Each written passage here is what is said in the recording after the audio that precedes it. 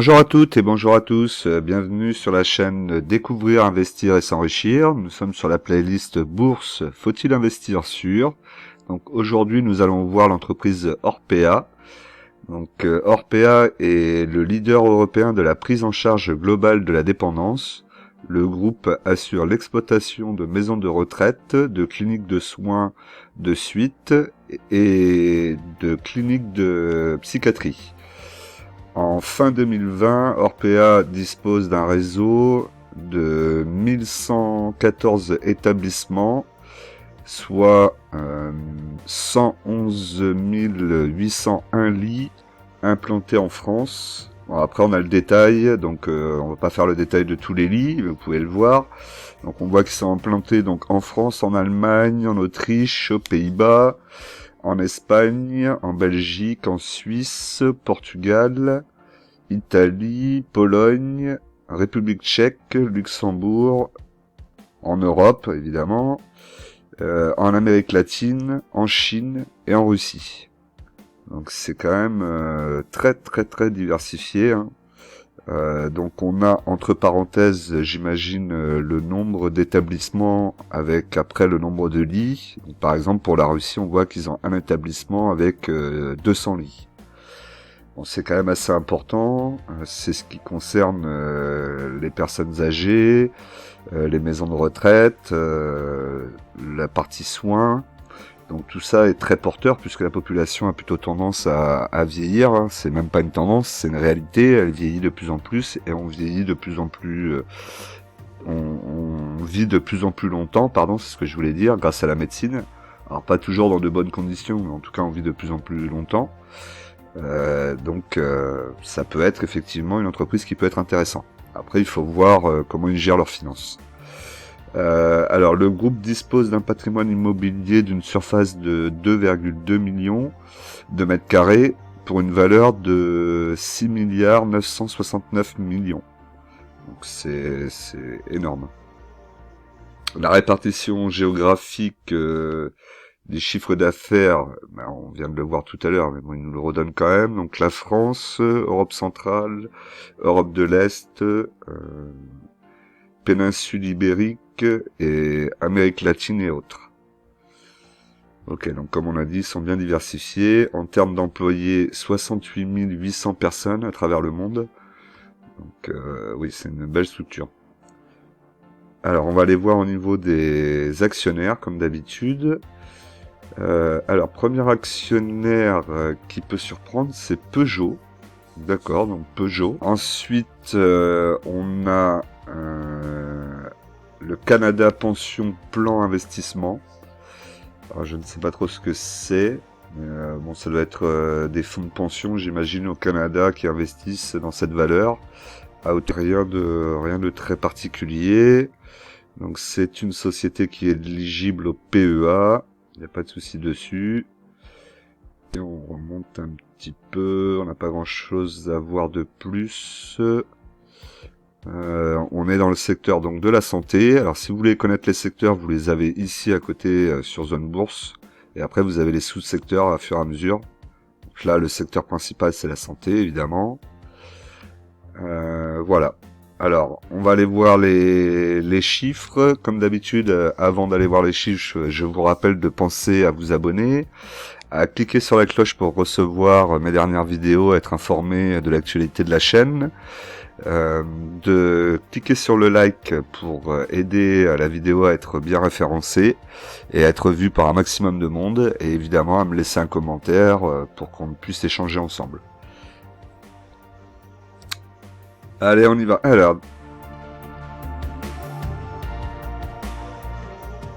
Alors, on se retrouve donc sur les finances de Orpea. Donc, on peut voir, première chose, qu'actuellement le cours est à 84,50 € plus 2%. Donc aujourd'hui, on a une grosse poussée du CAC 40. Hein, je crois qu'on est à 1,43%, si je dis pas de bêtises, à l'heure où je fais la vidéo. Donc attention à ça. On va regarder donc la capitalisation qui est actuellement pour 2021 de 5 milliards 351 millions. On voit déjà qu'elle a baissé par rapport à 2019-2020, et là on est sur la 3e année consécutive de baisse. On a une belle hausse entre 2018 et 2019 qui s'est pas concrétisée après. On peut voir aussi que la valeur de l'entreprise est de 15 milliards 116 millions, ce qui veut dire qu'on a un différentiel de 10 milliards. On va aller regarder ce que c'est. Et on vérifiera que les capitaux propres peuvent supporter si c'est de la dette. Effectivement, c'est de la dette, on la voit. Donc 9 milliards 765 millions de dettes. On peut constater que la dette a progressé sur les 4 dernières années et que pour une projection jusqu'en 2023, elle aurait tendance à baisser, mais pas non plus énormément. Les capitaux propres qui se trouvent ici sont à 3 milliards 599 millions. Donc les capitaux propres ne couvrent pas la dette. Donc là déjà c'est un signal négatif. Allez, on remonte. Ici on va regarder donc le PER. Donc le PER pour 2021 est de 22,5. Il n'a pas l'air forcément très élevé par rapport au PER qu'on peut voir sur les 3 autres années, 2018, 2019 et 2020. En revanche, on voit que le PER va baisser encore dans les années à venir. Pour revenir à un PER un petit peu plus dans la normale, en tout cas si on le compare avec le CAC 40, ce qui n'est pas forcément la meilleure idée. Comparez-le avec une société qui est dans le même secteur. Et on peut aussi regarder ici pour le PER le tableau pour voir l'historique. Ici sur les 13 dernières années, ça nous donne une petite idée de voir si on est trop cher ou au bon prix ou pas assez. Donc là actuellement on voit que la valorisation de l'entreprise est plutôt bonne, puisqu'on est en dessous du PER moyen. Après ça suffit pas, il faudra regarder la croissance, il faudra regarder plein d'autres petites choses. En termes de flottant, là ici, donc on regarde en même temps, on a un flottant qui est de 94,9%, donc ça veut dire que les actions s'échangent assez facilement, donc c'est plutôt bon.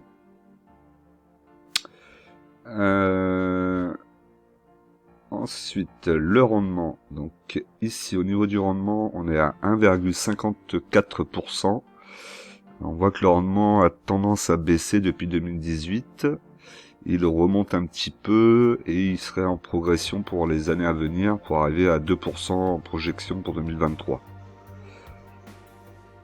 Le cours de référence est à 82,80 €. Donc là actuellement on est au-dessus puisqu'on est à 84,50. Il faudra voir après pour les années à venir.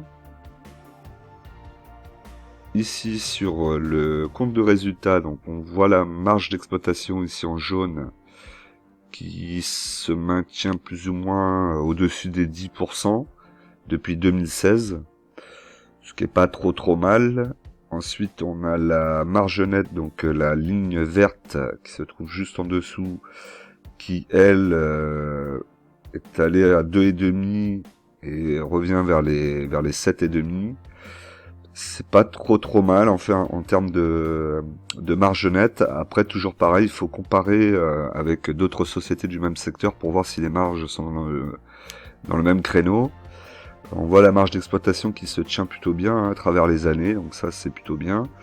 Et on voit une progression constante du chiffre d'affaires, c'est les barres noires, qui sont pas forcément suivis avec les résultats d'exploitation et les marges nettes. Par exemple ici, vous voyez que le chiffre d'affaires lui progresse, il continue à progresser avec les autres, et on voit le résultat d'exploitation ici qui est plus bas que l'année précédente. Voilà, donc ça faut faire attention. On voit aussi ici la marge nette aussi qui est plus basse, alors c'est 2020 avec le Covid, effectivement. Mais bon, il faudra quand même se méfier parce que là, en projection, on peut vous mettre un peu tout et n'importe quoi et ça reste que des projections. On voit ici aussi là que ça avait baissé par rapport à 2016-2017. On voit aussi que ça avait baissé nettement sur le résultat net. Donc bon, attention quand même. Donc si on regarde le chiffre là, on va voir ce qu'on a vu sur le tableau juste au-dessus, c'est-à-dire une progression constante du chiffre d'affaires. Ça c'est très bien, l'EBITDA qui va suivre aussi. La marge d'exploitation, donc ce que je vous dis, on est entre 10 et 14, on va dire, pour vraiment arrondir. On a la marge nette ici, donc on est entre 4 et 7. Il faudra voir dans les années à venir s'ils arrivent à augmenter encore la marge nette. On a le BNA, donc bénéfice net par action pour 2021 qui est de 3,68 avec une rétribution de dividende à 1,27 €. Donc on est à moins de 50% de rétribution. Donc c'est plutôt positif, on l'a ici. Là on peut regarder. Alors par contre voilà, 2017, rétribution 75,44%. Bon, ça va encore, c'est pas... S'ils l'ont fait qu'une fois et qu'après ils sont redescendus, ils restent plus ou moins stables aux alentours de 40% de rétribution, là ça reste quand même correct. Ensuite, donc là on a les données pour trimestriel, semestriel, donc je vous laisse aller y regarder. Ici donc le bilan depuis 2016, donc on voit le leverage ici qui est monté jusqu'à 9,16 cette année, il est à 9,16, hein, donc ce qui veut dire que là c'est un signal de ne pas acheter, puisque je vous rappelle que le maximum qu'on peut accepter c'est 4, en tout cas pour ma part. Et ensuite on va redescendre 2022 à 9 et à 7 pour 2023, donc là effectivement avec trésorerie négatif et les capitaux propres qui ne couvrent pas, pour moi c'est pas bon. C'est pas bon du tout. On continue. Cash flow, donc cash flow positif pour cette année et qui repart en positif pour les années à venir, donc ça heureusement. Parce que si en plus on avait du cash flow négatif, là vraiment faut pas y aller. Le RE, donc RE, on est à 6,72%.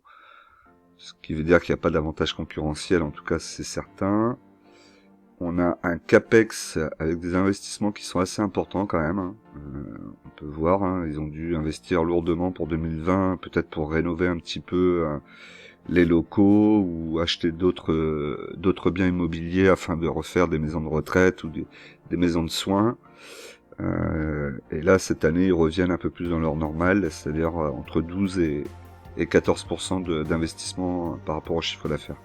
Ce qui est assez important, donc ça c'est le côté positif, ça veut dire que l'entreprise continue à aller chercher de la croissance externe peut-être, continue à grandir et à peut-être s'implanter dans d'autres pays. Après il faudrait que la marge soit un petit peu plus importante et que les capitaux propres soient plus importants, parce que s'ils ont moindre problème, ça peut être difficile. Imaginons que là on ait à nouveau un Covid et qu'on soit obligé de nouveau être isolé, ça serait pas bon quoi. Le rendement historique, on voit qu'il est de 1, hop, si tu veux bien te sortir, il est de 1,5%. Donc 2021, on serait juste à la limite. Par contre 2022 et 2023, on serait bien au-dessus, aux alentours de 2%. Et on peut constater que pour l'année 2011, 2012, 2013 où ils étaient au-dessus, et ben après ça n'a fait que chuter et on a connu 6-7 ans, 5 ans même exactement de dividendes baissés, instables. Donc c'est pas forcément ce qu'on va chercher si on cherche à investir dans des actions à dividendes pour se construire une rente à vie. Voilà. Pour ce qui est des chiffres, donc on va aller voir le graphique. Je vous rappelle toujours de penser à vous abonner hein, et me laisser des petits commentaires. C'est toujours plaisant de discuter avec vous, d'échanger. Alors on se retrouve donc sur le graphique de Orpea en journalier. Donc là on peut voir la tendance, c'est la première chose qu'il faut regarder. Donc la tendance ligne bleue ici claire, on est en tendance baissière clairement. On peut voir donc le support qui se trouve à 81,22 € qui a été déjà testé 2-3 fois. En plus juste là avec la ligne de tendance. Donc on voit bien hein, que ça rebondit ici, on a fait une petite mèche, et ensuite c'est reparti à la hausse. Alors pas non plus violente, mais en tout cas reparti à la hausse. Revenu au niveau de la MM20, moyenne mobile à 20 jours, vous la voyez ici en violet. Donc là, qu'est-ce que ça va faire? Je ne sais pas. Est-ce que ça va continuer à revenir tester le support à 81,22 €? Ça m'étonnerait pas. Je serais assez surpris de voir qu'elle tape une seule fois et qu'après elle remonte. On le voit là ici, hein, elle l'avait fait, elle avait touché, hop, elle est remontée, elle est revenue tester, traverser un petit peu, la bougie a traversé un petit peu, et hop, c'est remonté, ça a testé ici, ça a pas marché, c'est redescendu. Bon voilà, c'est un peu les mouvements. Vous voyez par exemple ici, là on était énormément en latéralisation. Et c'est quand ça fait ça que c'est le moment d'attendre. On attend la latéralisation. Et après on voit si ça va partir vers le haut ou si ça va partir vers le bas. Là typiquement on voit bien qu'elle a chuté. Et là elle essaie de se reprendre. Donc elle refait des tests. Hop, ça marche pas, elle retombe. Donc là... je serais pas étonné qu'elle teste ici, qu'elle touche ici à 88-99, qu'elle redescende une nouvelle fois. Peut-être revenir toucher le support là et repartir. À voir. À voir. Bon là elle est un peu chère en tout cas dans tous les cas parce que l'objectif d'achat pour pouvoir y rentrer si jamais ça devait vous intéresser au minimum, il faudrait aller venir la chercher sur ce support à 81,22 €. Et après, construire une petite ligne et après voir ce qu'elle va faire. Sachant qu'on a des plus hauts qui sont aux alentours de... Alors, on va pas prendre les mèches, on va prendre les corps uniquement. Aux alentours de 110. Ça fait quand même un potentiel intéressant à gagner dessus. Mais vigilance. En tout cas sur du long terme, moi je n'irai pas dessus. C'est pas le... Les fondamentaux me semblent pas assez corrects. Après, il faudrait vraiment que je pousse un peu plus la réflexion, que j'aille, comme je vous ai dit de faire, voir d'autres entreprises du même secteur et voir comment elles se comportent. Parce que là, si je regarde le graphique sur long terme, là, hop, on va essayer de se mettre les années pour que vous puissiez vous rendre compte aussi. Donc là, on remonte à 2005. Donc on voit que 2005, on a une belle montée jusqu'à 2007. Ensuite, ça latéralise ici. Vous voyez, hein, ça restait, ça a construit.